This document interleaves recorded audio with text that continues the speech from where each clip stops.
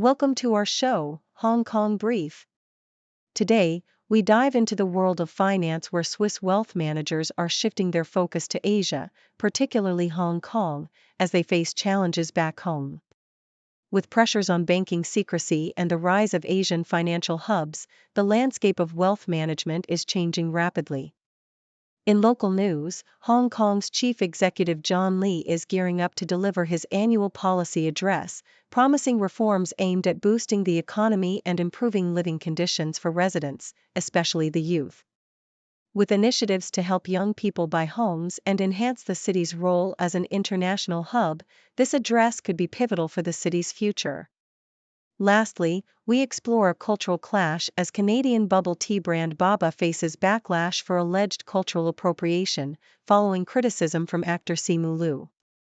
The situation highlights the importance of cultural sensitivity in business and the need for respectful dialogue.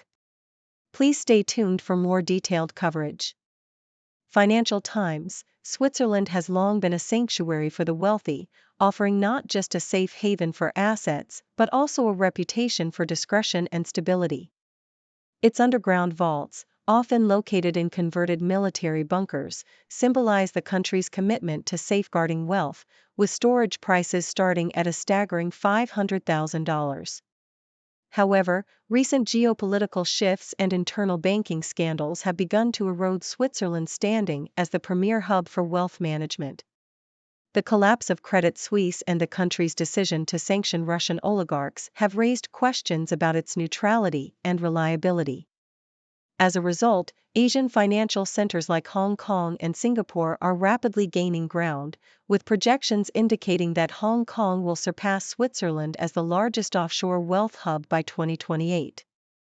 South China Morning Post: In the wake of economic challenges, Hong Kong's chief executive John Lee is set to deliver a pivotal policy address aimed at revitalizing the city.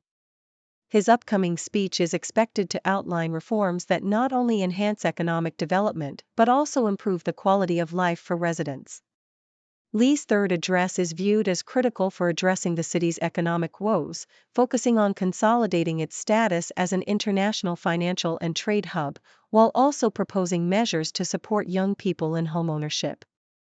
As Hong Kong navigates its post-pandemic recovery, the city is looking to reinvigorate its economy through innovative policies that will strengthen its competitive edge on the global stage. South China Morning Post: Amidst fluctuating market conditions, Hong Kong stocks have managed to halt a two-day decline, buoyed by investor optimism regarding forthcoming fiscal support from Beijing. The Hang Seng Index saw a slight increase as traders anticipate detailed measures to bolster the economy, particularly for the struggling real estate sector.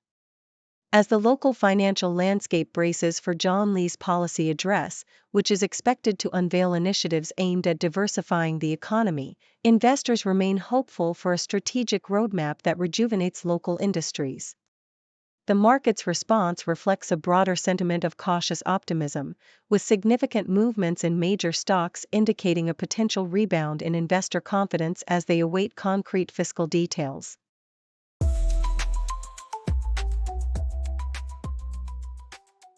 BBC reports that Australian Prime Minister Anthony Albanese is facing significant criticism following his recent purchase of a luxurious $4.3 million clifftop home in Copacabana, New South Wales, amidst a national housing crisis.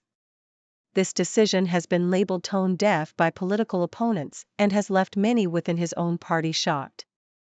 Albanese defended his choice, stating his intent to be closer to his fiancée's family and acknowledging his own struggles with housing in his past. Despite the backlash, he emphasized his commitment to helping Australians secure homes, noting his government's $10 billion investment fund aimed at social and affordable housing. However, the Labour Party has faced challenges in passing housing initiatives, with many Australians still grappling with housing affordability, particularly in cities like Sydney. South China Morning Post highlights that Hongkongers under 40 will soon have an easier path to buying subsidized homes, a move aimed at addressing youth concerns over housing affordability.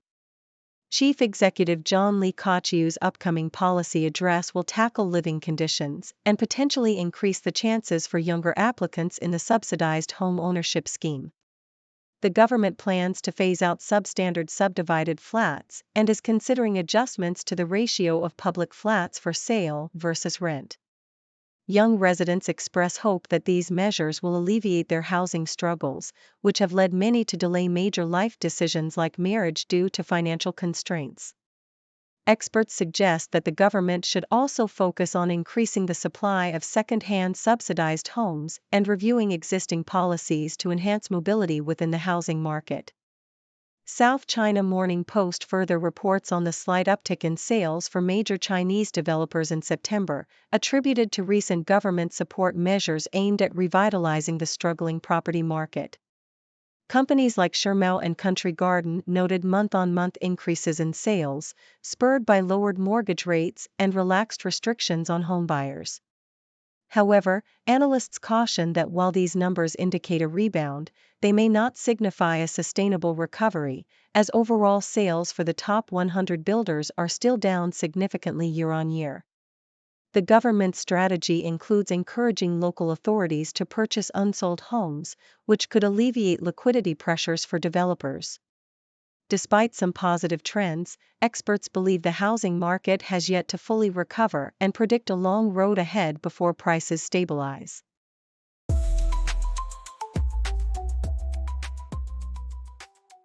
South China Morning Post reports on a recent episode of the Canadian reality show Dragon's Den, where Chinese-Canadian actor Simu Liu confronted the founders of a Quebec-based bubble tea brand, Bobba, over cultural appropriation.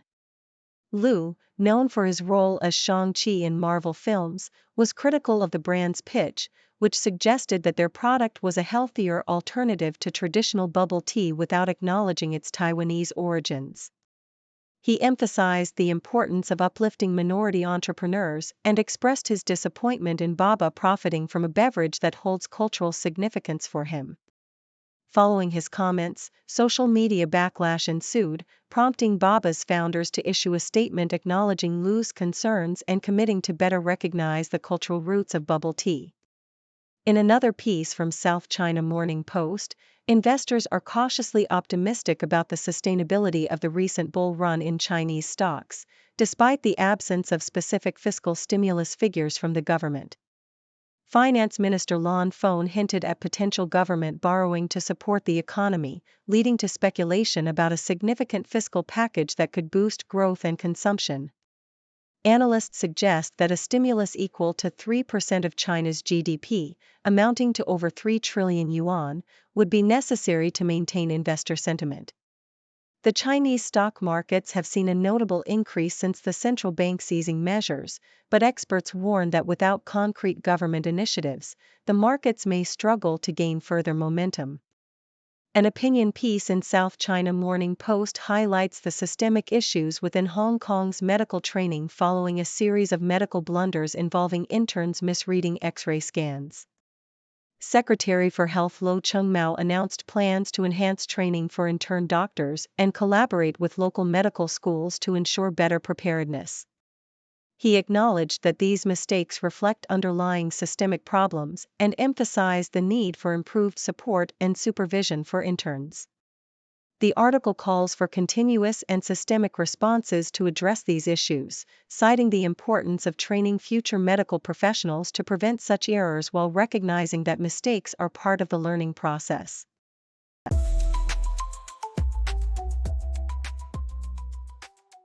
South China Morning Post, the journey of a newlywed couple transforming a basic duplex into their dream home in Lam Tin, Hong Kong, showcases the power of vision and design.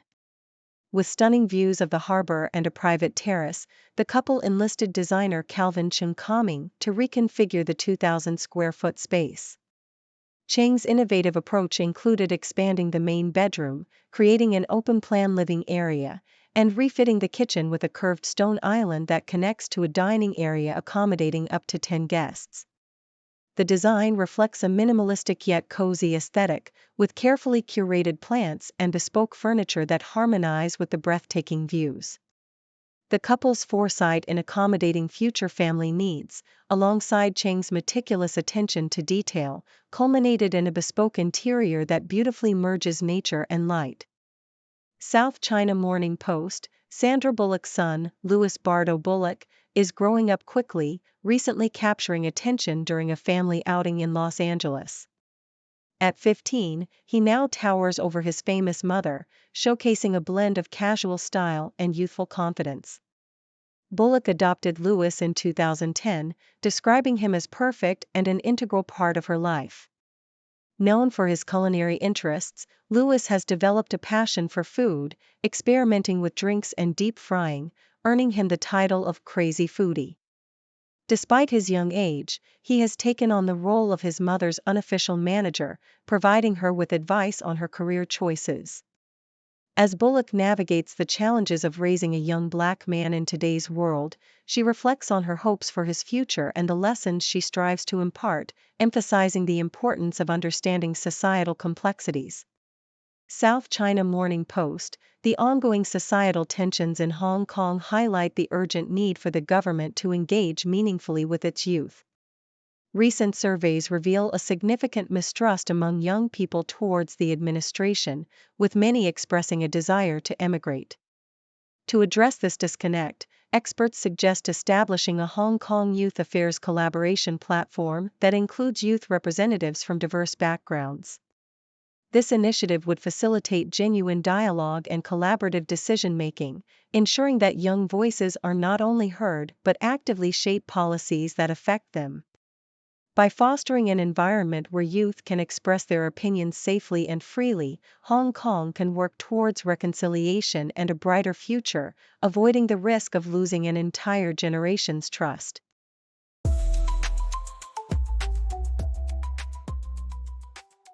Foreign policy. China is grappling with a significant challenge in boosting consumer confidence, despite announcing new fiscal stimulus measures. While the government aims to support local governments burdened with debt, the lack of specific details in these measures has left investors skeptical.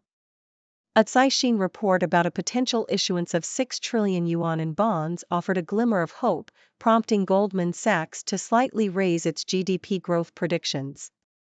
However, the reality is stark. Consumer confidence has plummeted since the pandemic, with a staggering 45-point drop during the Shanghai lockdown in April 2022, highlighting a deep-seated disillusionment among the public.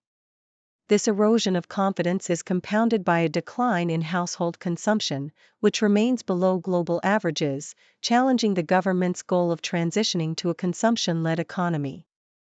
Nikkei Asia, the era of entrepreneurship for everyone in China is fading as the state increasingly dictates the direction of innovation and investment. Once a vibrant startup ecosystem fueled by venture capital, the landscape has shifted dramatically, with funding for startups falling by nearly 39% in the first half of 2024. This decline is attributed to heightened scrutiny from the U.S. on investments in China, coupled with a government preference for state-led initiatives rather than the bottom-up enthusiasm that characterized earlier years. The once bustling innovation centers in Shenzhen now feature empty offices, as investors pivot towards industries aligned with government priorities, such as manufacturing and semiconductors. This transition marks a significant departure from the previous focus on digital startups, raising concerns about China's competitive edge in cutting-edge technologies compared to the U.S. South China Morning Post, Ellen DeGeneres, once a beloved figure in daytime television, faced a dramatic fall from grace following allegations of a toxic workplace environment on her show. Despite her initial tearful farewell in May 2022, the backlash from former employees and celebrities alike painted a picture of a host who was not as kind-hearted as her public persona suggested. High-profile incidents, such as her insensitive handling of Mariah Carey's pregnancy reveal and Taylor Swift's discomfort during an interview, further fueled the narrative of DeGeneres being mean. While some celebrities rallied to her side, DeGeneres herself has expressed the emotional toll of the scandal, stating that the hate she received was devastating. Although she has recently returned to the stage with a stand-up tour, she has indicated a desire to step back from the public eye, signaling a complex relationship with her past and the future of her career.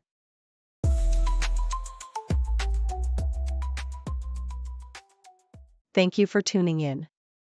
The content above showcases the latest briefing reports and analytical synopses, thoughtfully curated by the 6Do team. These insights stem from a wide array of reputable media outlets, think tanks, government sources, and specialized experts worldwide. We encourage you to explore these sources for a comprehensive perspective. Keep in mind that while the content may not always align with the official standpoint of 6Do Brief, it's not meant to be taken as absolute directives for decision-making. Comprising seasoned media professionals, learned scholars, and accomplished scientists, the 6Do team embodies a trailblazing, fully independent media entity. To customize 6Do Brief to meet your professional needs, you have the option to subscribe to a diverse array of briefings on our website, 6dobrief.com. Regardless of your location, you can conveniently receive 6Do Brief via email. Turn on the TV screen, see the world unseen. China's on the news tonight, history in the spotlight. Scroll through my phone again, find out where to begin. Stories from the east to west, learning from the very best. News in China every day, learning in a fun new way. From the cities to the farms, feel the heartbeat, feel the charm.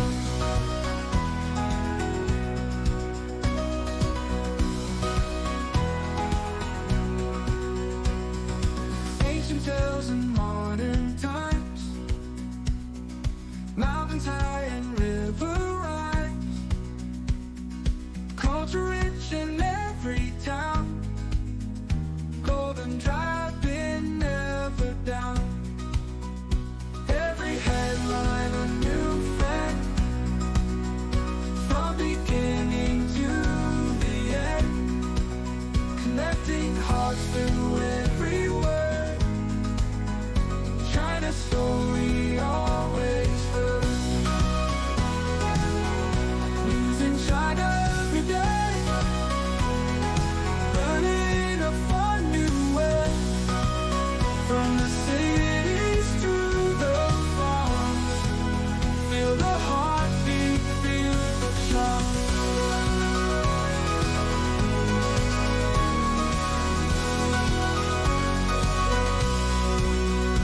Every headline a new friend, from beginning to the end, connecting hearts through every word.